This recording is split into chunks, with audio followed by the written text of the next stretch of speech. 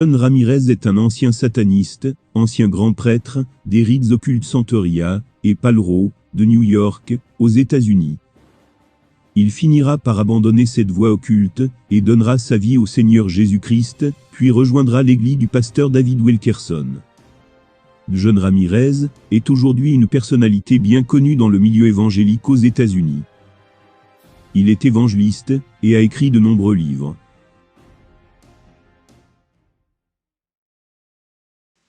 Et celui-ci est supposé être Michel, l'ange gardien. Ce que c'est, ce n'est même pas Michel, vous le savez. Et regardez, Santeria. Toute la sorcellerie. Et ça c'est la chose que j'avais, Caldero. Ça c'est Caldero. Vous vous souvenez dans le temple, le tabernacle, oui, où les gens rencontrent Jésus, où ils doivent rencontrer Jésus. Ça c'est le tabernacle du diable. Le tabernacle du diable. J'ai grandi dans un quartier où j'ai été témoin de mon premier meurtre, en allant chercher du lait. C'était à 3 mètres de moi. Ils ont tiré sur le gars 7 fois. Tiré sur lui 7 fois. C'était un jeune garçon. J'ai vu des meurtres, après meurtre, après meurtre. Pour survivre dans les rues du sud du Bronx, vous devez être un tueur, un assassin. Vous devez être intelligent et malin. Du côté de mon père, il n'y avait que des sorciers et des sorcières. Nous étions immergés dans la sorcellerie. Nous avions un contrat, fait directement avec le diable lui-même.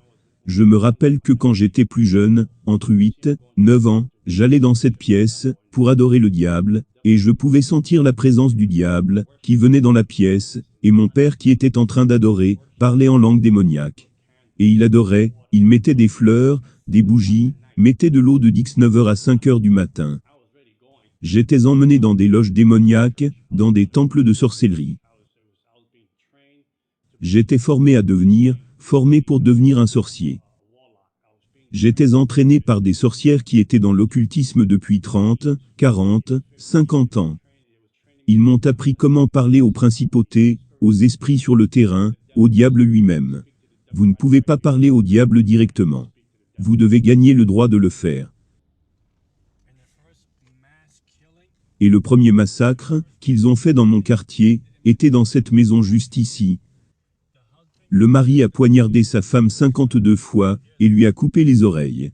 Et ensuite mon frère et moi, on errait avec sa fille. Et nous sommes venus à la maison pour la raccompagner chez elle. On est entré par la porte ici, et la fille a retrouvé sa mère, taillée en pièces, ici, dans cette maison. J'étais dans la cour de l'école en train de jouer avec quelques amis, et un pasteur est venu. Il y avait ce groupe qui est venu, et ils ont commencé à jouer des chants. Les gens ont commencé à se rassembler au milieu de la cour de l'école. Il y avait une atmosphère incroyable, une joie incroyable, pour moi qui venais d'un foyer brisé. Ce pasteur est monté sur l'estrade, et parlait de certaines histoires de la Bible, de certains livres de la Bible. Il parlait de comment Dieu aimait tout le monde, ce genre de choses. Et pour la première fois, j'ai été vraiment captivé. Peut-être que Dieu m'aime, peut-être que Dieu me veut, peut-être que Dieu veut ma famille, peut-être que Dieu veut toucher moi et ma famille, peut-être qu'il veut changer ma famille complètement. Je me suis dit que je désirais cela, expérimenter cette chose venue sur mon chemin. Et c'était la première fois de ma vie que je sentais cet amour incroyable. C'était indescriptible. Ce pasteur est descendu de l'estrade, et est venu prier pour les gens, toucher les gens. Alors je me suis dit, intéressant, c'est mon tour. Il va me toucher. Jésus va m'accepter, Jésus va me montrer ce qu'est l'amour. Et ce pasteur m'a passé outre. Il ne m'a pas touché. Il n'a pas posé les mains sur moi. Il est allé au bout de la ligne, et quand il est revenu, il m'a dépassé, et a touché une autre personne. Je me suis alors dit que Jésus ne m'aimait pas. Mon père ne m'aime pas, Jésus ne m'aime pas. On vient d'une famille brisée. Jésus doit aimer le fait que ma mère soit battue. Il aime le fait que mon frère et moi allions au lit affamé. Il aime le fait qu'il n'y ait pas de chauffage dans notre appartement. Il aime le fait que quand nous allons à l'école, nous sommes rejetés. Donc ce Jésus, il est comme mon père, il n'y a aucune différence, il est comme mon père. Je suis rentré chez moi brisé, je suis rentré chez moi triste. Et je me souviens qu'environ quelques semaines plus tard, 1 à 2 semaines plus tard, J'étais dans la cour de l'école, m'amusais et jouais, avec des amis à moi. Et j'ai entendu quelque chose tomber, heurter le sol. C'était un collier vaudou, avec beaucoup de couleurs. Je prends le collier vaudou, et le mets à mon cou. Et le collier a été mon premier contrat avec le diable. Nous étions allés à une séance de tarot, et quand nous étions à cette séance de tarot, j'étais un jeune garçon de 10 ans. La dame qui tirait les cartes, la sorcière, qui faisait la lecture, était fascinée et avait les yeux fixés sur moi. Et elle a dit, « Ce garçon nous le voulons, les sorciers de Santeria le veulent. Les sorciers de Santeria le veulent. » Ce spiritisme, qui est en réalité le culte des démons, le Santeria c'est en espagnol. Ils disent que c'est le culte des saints, mais c'est du mensonge. Ils le veulent, et si tu ne nous le donnes pas, il va perdre la vue dans 30 jours. Alors ma mère, qui était tellement désespérée, a vendu toutes ses affaires. Elle a vendu son lit, elle a vendu le mobilier de séjour, afin de réunir $250 pour faire ma première séance. Cette dame nous a tellement fait peur, que ma mère dormait désormais sur le sol. Elle n'avait plus de lit où dormir. Et parce qu'elle ne voulait pas que je perde la vue. Et ils m'ont initié au monde des ténèbres, au début de mes 10 ans. Et le premier contact, que j'ai eu à l'âge de 10 ans, c'est quand le diable est apparu. Et le diable est apparu, il a accepté le sacrifice de l'offrande de ma vie. Et ils ont mis 5 colliers à mon cou. Les 5 colliers représentaient des démons, des principautés en dessous de Satan. Ils les ont mis à mon cou, c'était le Santeria. Et ils m'ont dit qu'ils allaient être mes guides spirituels, les anges gardiens. Et qu'ils allaient gérer ma vie à partir de maintenant. Et ce bâtiment au coin de la rue, c'était quasiment abandonné. C'est dans ce lieu que mon frère et moi avions l'habitude de monter et descendre chercher l'eau à la pompe, cette pompe là-bas. Ce bâtiment avait été laissé à l'abandon. Quasiment plus personne ne vivait ici. Seulement moi et ma famille et 12 autres familles vivaient ici. Mon enfance m'a été volée. Toute mon enfance a été d'adorer le diable, d'aller dans des loges sataniques. J'allais dans des loges sataniques de 19h à 5h du matin. Et j'étais formé par les sorciers et sorcières, pour connaître les principautés qui régnaient dans une région. Qui est dans cette région? Qui gère ces principautés? Quel est le nom de ces principautés? Comment canaliser ces puissances? À l'âge de 13 ans, je faisais des projections astrales. Je sortais de mon corps à la maison, et j'allais dans certaines régions, et je lançais des malédictions. Je maudissais des quartiers, je mettais des esprits de suspicion, des esprits de drogue dans des quartiers, esprits d'homosexualité, esprits démoniaques, esprits de meurtre, esprits de suicide. Je savais comment appeler tous ces esprits dans les quartiers. À l'âge de 15, 16 ans, j'allais dans les hôpitaux, et invoquais des esprits de mort aux soins intensifs. La mort dans telle ou telle pièce, pour que des personnes meurent, parce que je voulais gravir les échelons, et je voulais devenir le plus grand adorateur du diable de New York. Le diable était devenu mon père. Il a remplacé mon père, parce que je priais, pour qu'il tue mon père. À l'âge de 33 ans, mon père s'est fait tirer dessus, en pleine face, dans une boîte de nuit, par une femme qui n'était pas la sienne, alors qu'il en avait une. Le diable l'a pris, et il m'a dit qu'il remplacerait l'ancien, pour que je lui appartienne. Il y avait une boîte de nuit ici. Et c'est ici que mon père est mort, à 33 ans. Et nous vivions ici. Et quand j'avais 11 ans, il y avait un magasin juste ici, au coin de la rue. Et le gars s'est fait tirer ici dans la rue juste ici. Le gars s'est fait tuer, pendant que j'allais chercher une bouteille de lait. Et je grimpais le rang des adorateurs du diable. Je grimpais le rang des principautés et des démons, jusqu'au point où je pouvais m'asseoir, et parler avec le diable comme je le fais avec toi aujourd'hui. Le diable se manifestait en forme humaine, sa présence entrait dans la pièce. Et je parlais avec le diable toute la nuit. Et il me donnait des missions. J'allais donc dans plusieurs clubs pendant la nuit, afin de recruter des personnes pour le monde des ténèbres. Je disais des choses aux gens à propos de leurs finances, et de leur vie. Ce qu'ils avaient fait, et ce qui allait leur arriver. Ils n'avaient aucune idée de qui j'étais, ils ne savaient pas qui j'étais. J'avais juste des pouvoirs démoniaques. J'aimais le goût du sang. Je tuais des animaux, afin de boire leur sang chaque semaine. Et si je n'avais pas le temps d'acheter des animaux, je me coupais moi-même, pour boire mon propre sang. Le cercle de personnes, avec qui j'étais dans ce monde démoniaque, il y avait des docteurs, des avocats, des directeurs, des juges, des policiers, ils étaient tous dans la sorcellerie, même les chanteurs très connus aujourd'hui. Je déplaçais des principautés de région en région, afin de pouvoir contrôler les démons au sol, pour détruire des églises, pour empêcher la croissance des églises, pour bloquer l'opportunité aux gens d'être sauvés. Je rentrais saoul dans une boîte de nuit, j'étais à moitié possédé en étant saoul. Je m'arrêtais au milieu de la rue, et je disais à Dieu, descends, tu en veux? Tu veux que je te frappe au visage? Tu veux que je te crache au visage? Descends et tu verras. Je me suis marié à Halloween.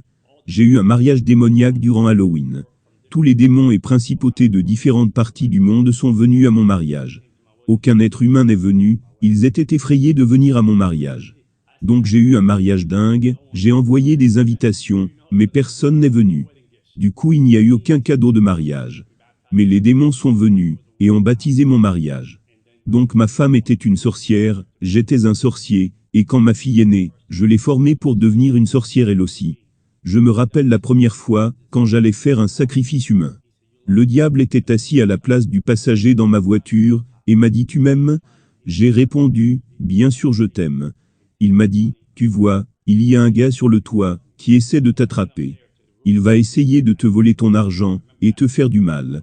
Si tu m'aimes, tue-le. » Donc je me suis rendu sur le toit, je vivais au 12e étage de cet immeuble, je m'en souviens. Quand je suis arrivé en haut, je me souviens que cet homme descendait des escaliers. Cet homme faisait 2 mètres de haut, et devait peser dans les 100 kilos. J'étais à moitié possédé, j'ai senti un démon entrer en moi, je n'étais plus moi. Donc j'allais le traîner jusqu'à mon appartement, et lui trancher la gorge, parce que j'avais un chaudron qui devait peser plus de 50 kilos, et à l'intérieur 9 machettes, et des couteaux avec lesquels je faisais mes sacrifices d'animaux. Et quand j'ai voulu attraper l'homme, il m'a filé entre les mains, et il a disparu. Il a descendu les escaliers. Cet homme était comme un coureur olympique.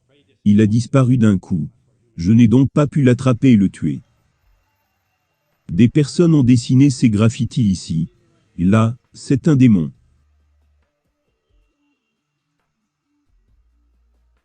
Regarde, le démon qui contrôle les portes de l'enfer. C'est celui dont je parlais dans mon livre sur Santeria, ce petit démon-là. Venez.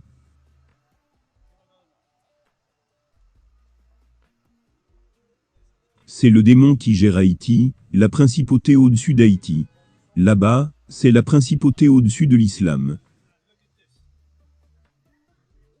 Regarde ça, la trappe pour piéger les gens. La vérité. Tu trouves ça drôle? La vérité vous rendra libre.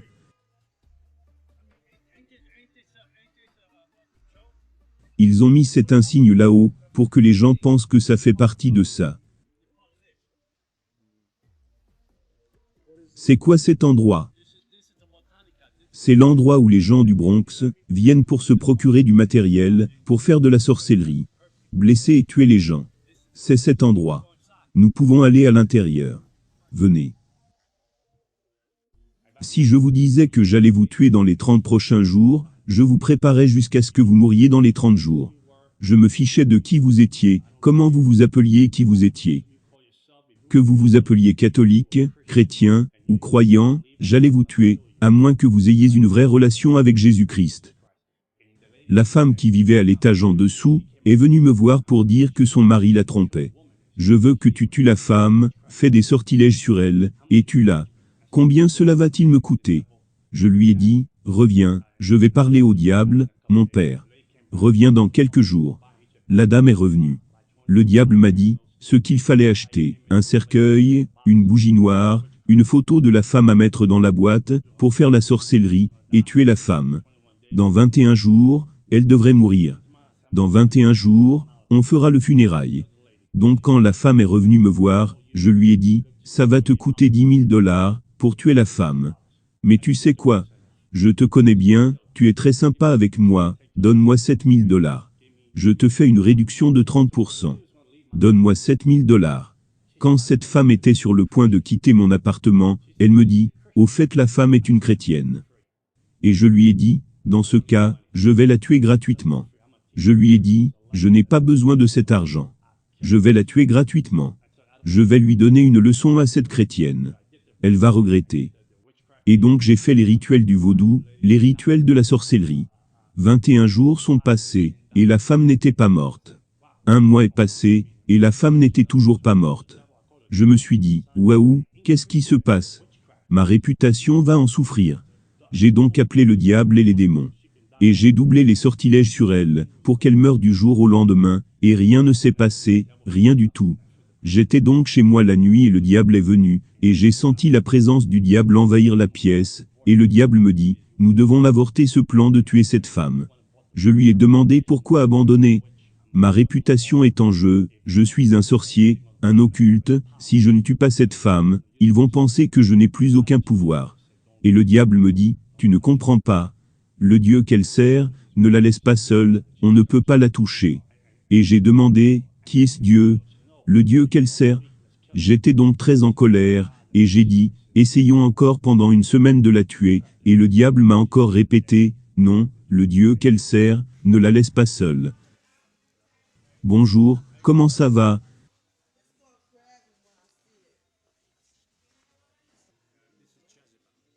Ça c'est Jézabel dans leur religion. Voilà comment ça fonctionne. En fait, ces statues ne sont rien du tout. Mais c'est le démon qui est derrière ça. Donc pour qu'ils puissent s'y identifier, ces statues doivent être fabriquées. Je ne peux pas identifier un esprit, car nous n'avons rien en commun.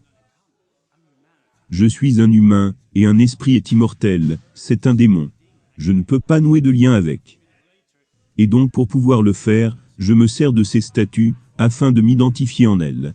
Elles ressemblent à des êtres humains, et il y a une histoire derrière la personne qui représente la statue. Et donc je peux m'identifier, et les démons peuvent passer au travers. Vous comprenez? La même chose pour ces statues-ci. Et ensuite ils se donnent des noms, des dates, et des anniversaires, qui peuvent être piégés par les forces démoniaques, les forces occultes. Ce sont des pièges pour les Indiens, et ces statues sont visées comme un camouflage pour leurs pratiques démoniaques, leur religion démoniaque. Il n'y a rien ici qui soit saint. La seule chose qui soit sainte ici, c'est l'endroit où je me tiens. Qu'est-ce qui se passe dans cet endroit? Ici, dans la boutique, ils font de la sorcellerie, du vaudou, des sortilèges parce que ces démons veulent que vous achetiez l'une de ces statues pour que vous rameniez un démon à la maison. Regarde par là, des prières sélectionnées. Ils te font croire que tu pries Dieu. Regarde, j'avais l'habitude d'utiliser ces livres. Prières sélectionnées, pour prier. Ils te font croire que tu fais des prières à Dieu, mais ce n'est pas Dieu que tu pries. Il n'y a rien de chrétien, rien de biblique. Il y avait un livre à New York, en Amérique. J'étais la 3e personne à mettre la main là-dessus. Il y a des symboles de différents démons dans ce livre, différentes principautés, différentes façons d'amener les gens à la sorcellerie. Et ce livre, personne n'a de copies originales de ce livre. Vous ne pouvez pas avoir la copie de ce livre à moins que le diable ne le signe pour vous. Et j'étais la 3e personne à recevoir ce livre. J'ai étudié les symboles de ce livre, dans lequel grâce au sortilège, tu peux faire perdre la tête aux gens, envoyer des maladies sans origine, sur les gens. Lancer des sorts sur les gens, pour qu'ils reçoivent la lèpre, lancer des cancers aux gens. Je faisais des sortilèges sur des personnes pour les conduire au désespoir, pour faire avorter des femmes. J'envoyais des gens en chirurgie, alors qu'ils n'en avaient même pas besoin. Je faisais des sortilèges sur les gens pour les rendre fous, je leur mettais des esprits de maladie, je mettais des esprits de suicide sur les gens. Je restais éveillé toute la nuit à prier, et à parler au diable. Alors que pendant ce temps, les chrétiens ne peuvent même pas aller à l'église pendant 1 heure. Alors que des chrétiens ne peuvent même pas prier pendant 1 heure. Le monde spirituel est plus réel que le monde visible, et nous échouons à le réaliser. Et tout ce qui n'est pas couvert par Jésus-Christ, est une cible facile à abattre. Les athées, je peux les tuer facilement. Ils sont faciles à tuer. Les témoins de Jéhovah sont faciles à détruire. Les mormons sont faciles à détruire. Les gens qui racontent partout qu'ils ne croient pas au diable, ils sont faciles à détruire, car ils ne cherchent aucune aide spirituelle. Je me rappelle une fois à New York, le groupe de Nicky Cruz était venu dans mon quartier. Ils faisaient des stops en voiture, venaient chanter des louanges, prêchaient la parole, et allaient dans un autre quartier faire la même chose. Je me suis mis à attaquer ce groupe, à vouloir les mettre hors d'état de nuire. C'étaient des gamins, ils avaient 17, 18, 20 ans. Je me suis dit, mais comment osent-ils jouer cette musique horrible dans mon quartier? Cette musique qu'ils appellent louange, cette musique dégoûtante qu'ils jouent dans mon quartier. Je vais détruire ces jeunes garçons. Quand je suis arrivé à l'endroit où ils étaient, il y avait un mur de feu autour d'eux. Je ne pouvais pas y entrer pour leur faire du mal. Il y avait quelque chose qui me repoussait. À chaque fois que j'essayais de leur lancer des forces démoniaques, quelque chose me repoussait. J'étais incapable de toucher ces gamins. Et je me suis dit qu'il y avait quelque chose ici, qui n'était pas normal. Quelque chose d'anormal. Donc je suis allé, je les ai laissés tranquilles. Et je me suis dit ok, ils ont gagné ce premier round. Donc il y a forcément des esprits ici qui nous observent. Oui bien sûr, bien sûr. Ils nous observent, mais sommes-nous protégés? Nous sommes protégés par le sang, mon frère. Il n'y a rien de comparable au sang de Jésus. Amen. Ils savent qu'ils ne peuvent pas nous toucher. Ils voient ce qu'on a, nous avons une barrière de protection autour de nous. Et on peut marcher dans cet endroit. On pourrait chasser les démons de cet endroit, on pourrait détruire cet endroit au nom de Jésus, et le diable ne pourra rien faire. J'avais beaucoup d'argent, beaucoup de belles voitures, beaucoup de belles femmes, j'avais tout, je vivais dans le monde. Mes voisins, mon voisinage était terrifié de qui j'étais. Ils se disaient, vous confrontez ce type, votre famille va mourir, si vous confrontez ce type, il n'aura pas besoin de pistolet, il tuera votre famille durant son sommeil. Mon père était incroyable. Il m'a donné des pouvoirs au-delà de ce que je pouvais imaginer. Il m'a donné des pouvoirs au point que les gens avaient peur de moi. La police me craignait, la sécurité dans mon quartier me craignait, les gens que je connaissais m'appelaient le fils du diable.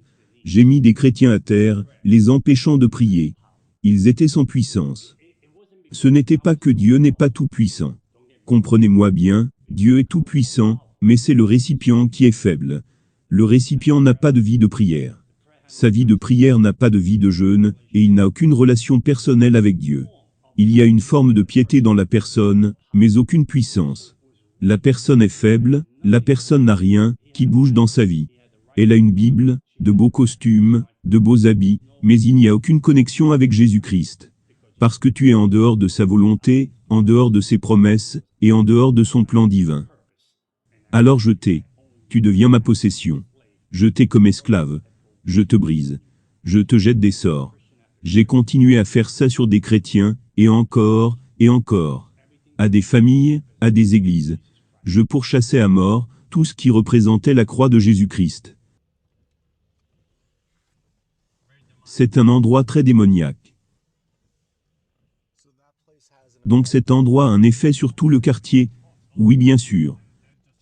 Cet endroit et toute cette région sont sous contrôle, c'est le trône du diable. Nous venons juste de quitter le trône du diable. Ce trône est là depuis les années 80. Et il dépense 100 ou 200 $ pour acheter toutes ces choses. Ils sont ruinés, ils sont sous assistance publique, mais ils ont quand même assez d'argent pour acheter ces déchets. Parce qu'ils pensent que leur vie va devenir meilleure. Ils pensent que leur vie va s'améliorer. Ils pensent qu'ils vont faire des progrès. Ils croient qu'ils vont briser les malédictions familiales, les rituels et les malédictions qui viennent du vaudou. Ils croient qu'ils vont briser tout ça. Alors que Dieu dit, venez, je le ferai gratuitement. Donnez-moi juste votre vie, et je vais vous rendre libre. Mais ils ne veulent pas. C'est trop difficile pour eux, c'est trop compliqué pour eux. Mais ils peuvent aller dans des endroits comme ça, et dépenser 200 $. J'avais un contrat avec la principauté qui contrôlait Haïti. Son nom est Candela. J'avais un contrat avec des démons de Miami. J'avais un contrat avec des démons en Afrique. J'avais aussi des contrats ici, avec les démons de New York. La principauté qui contrôle le carré, à la 42e rue. Ici, à la 42e rue, c'est une principauté différente, qui contrôle les rues ici, dans ce quartier. Je n'avais aucune conscience. Je me rappelle avoir ensorcelé mon frère, et l'avoir mis en prison pendant 5 ans. Mon propre frère de chair et de sang. J'ai fait des sortilèges pour le mettre en prison pendant 5 ans. Mon autre frère qui était aussi un occulte, est venu une fois chez moi, en colère. Et un démon a sauté sur lui. Il est sorti de la maison, car il ne pouvait pas supporter la douleur qu'il a reçue à l'estomac. Ma mère peut témoigner de cela. J'ai fait tellement de rituels sur mon corps. Tellement de rituels sur mon corps. Le dernier rituel que j'ai fait, j'avais vendu mon âme au diable. Et au cours de la cérémonie, je devais boire le sang d'un animal, avec de la poudre à canon. Ça s'appelle Sansi. C'était une cérémonie haïtienne et de français. Vous faites cette cérémonie avec un démon. Et quand je vais chez les gens pour manger, ils ne peuvent pas ensorceler la nourriture. J'ai fait toutes sortes de cérémonies que vous pouviez imaginer. J'allais dans les loges sataniques. Et chaque année nous avions une réunion. Une réunion secrète. Tous les sorciers et sorcières venaient à cette réunion pour décider quelle principauté serait invoquée pour contrôler la région. Nous étions mieux organisés que des églises. Le royaume des ténèbres était mieux organisé que des églises de Jésus-Christ. Nous savons comment faire des cérémonies. Nous savons comment préparer les choses avant la fin de l'année, afin de nous préparer pour la prochaine année. Alors que les chrétiens ne peuvent pas aller à l'église et prier pendant 1 heure. Pendant que les chrétiens ne peuvent pas avoir une relation continue avec Dieu. J'ai même pris une année sabbatique de sorcellerie. Et le diable m'a puni, et m'a rendu aveugle pendant 1 an. J'étais complètement aveugle pendant 1 an. J'étais enregistré à l'association pour les aveugles.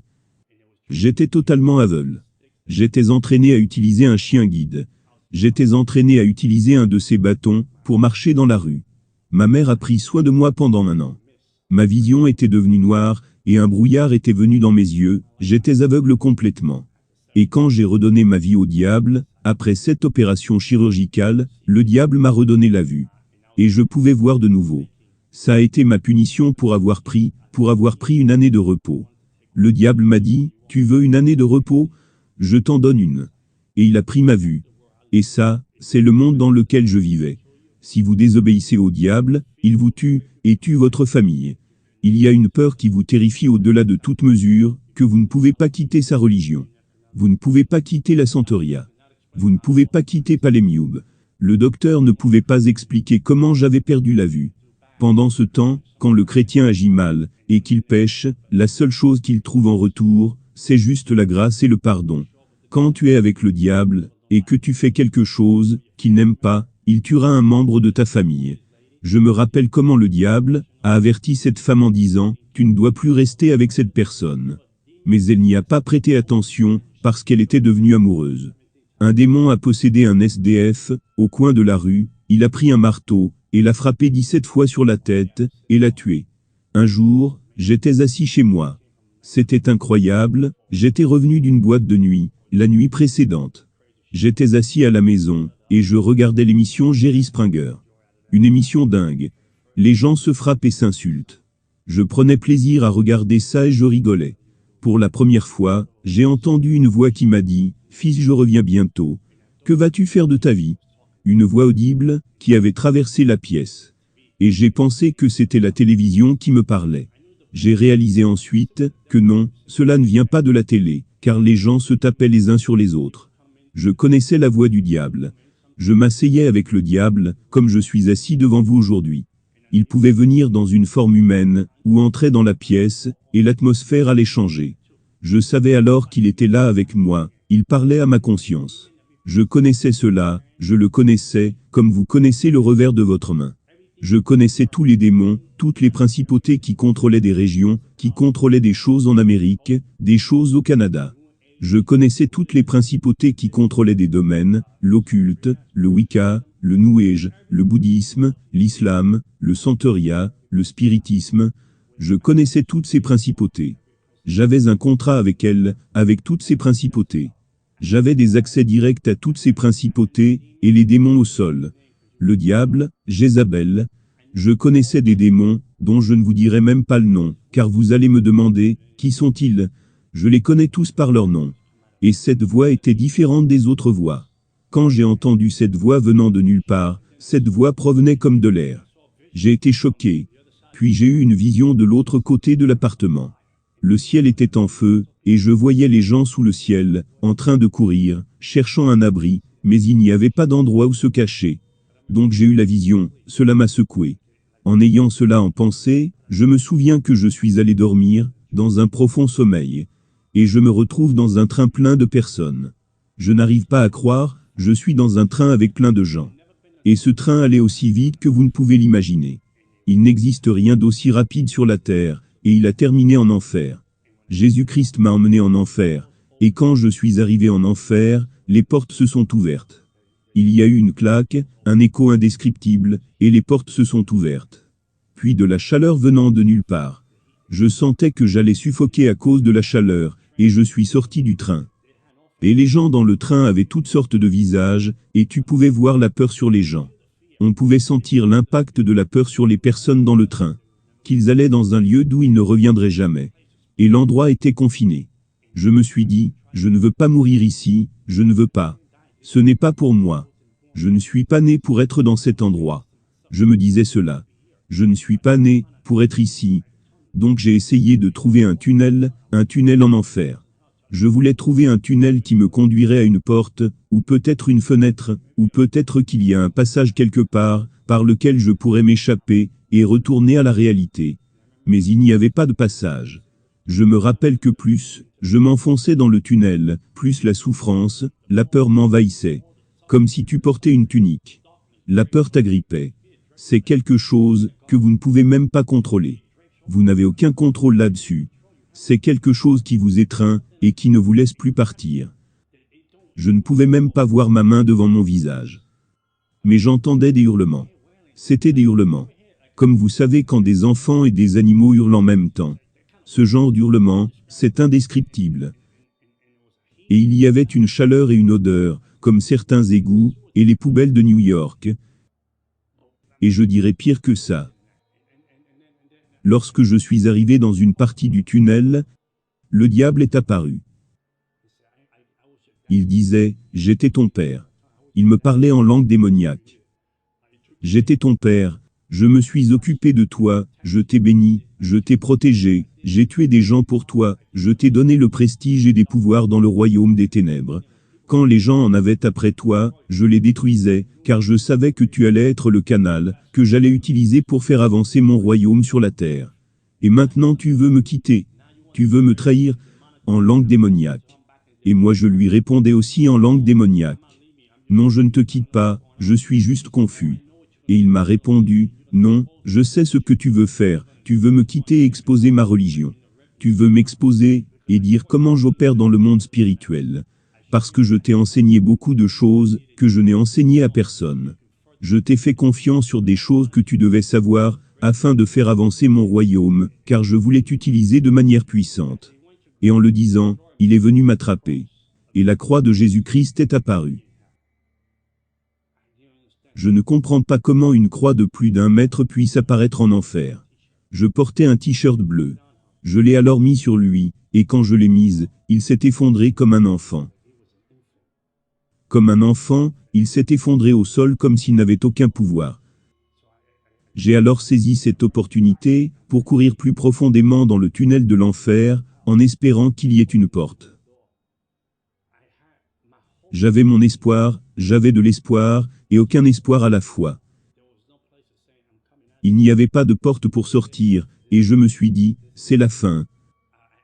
J'avais cette peur qui me saisissait, je n'avais jamais ressenti une telle peur, hantée de désespoir.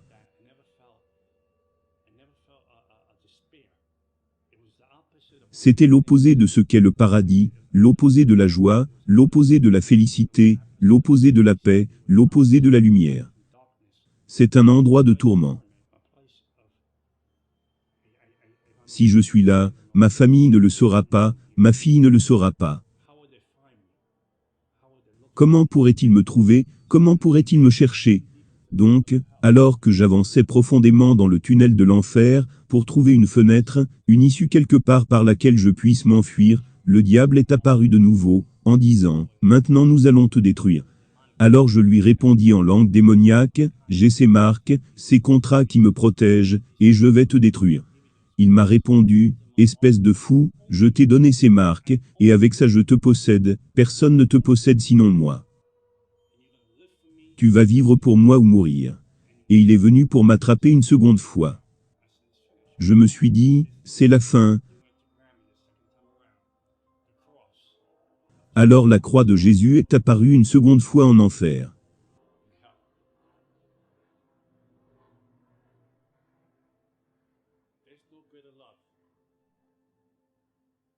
Il n'y a pas de plus grand amour pour la croix qui apparaît pour un pécheur comme moi, en enfer.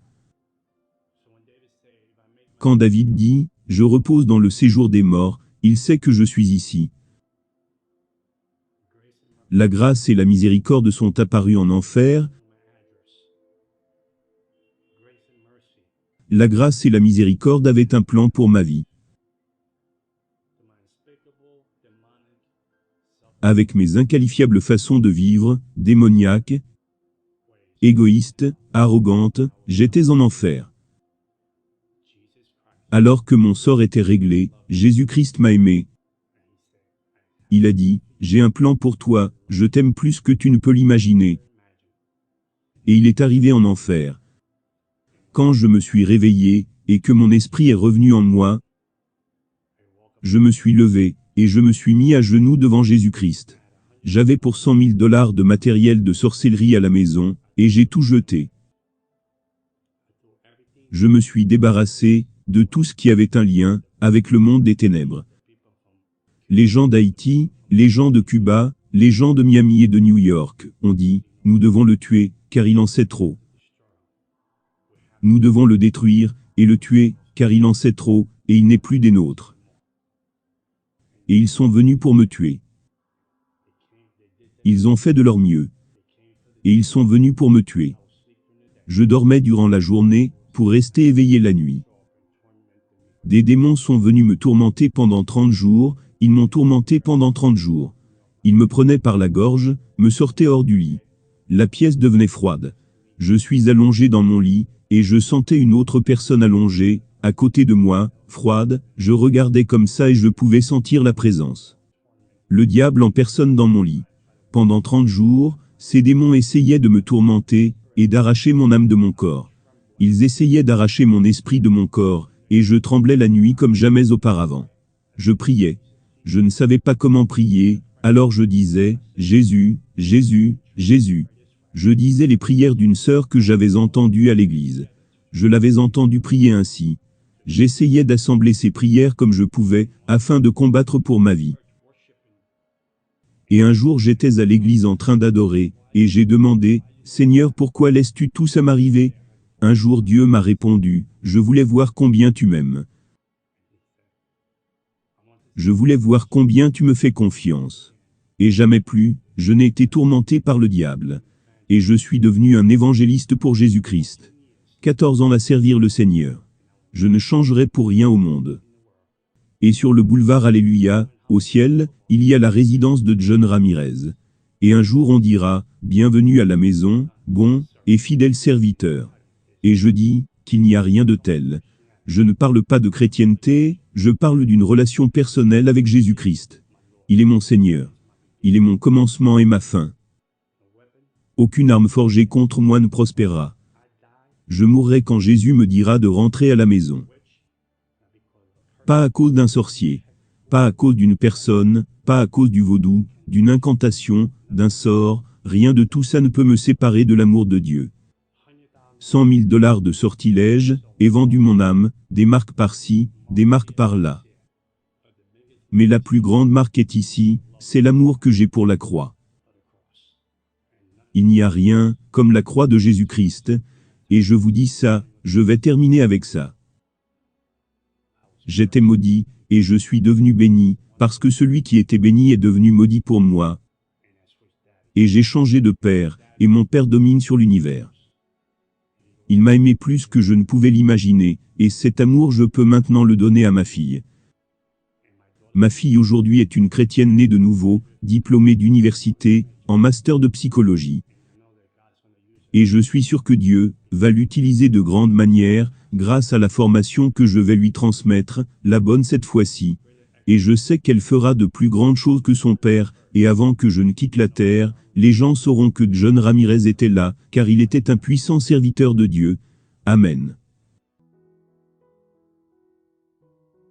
Après avoir donné sa vie à Christ, John a rejoint l'église de Times Square, à New York. Il a été enseigné par le pasteur David Wilkerson, jusqu'à sa mort soudaine en 2011. John Ramirez est désormais un évangéliste pour Christ, et voyage à travers le monde, pour prêcher et exposer les œuvres du diable.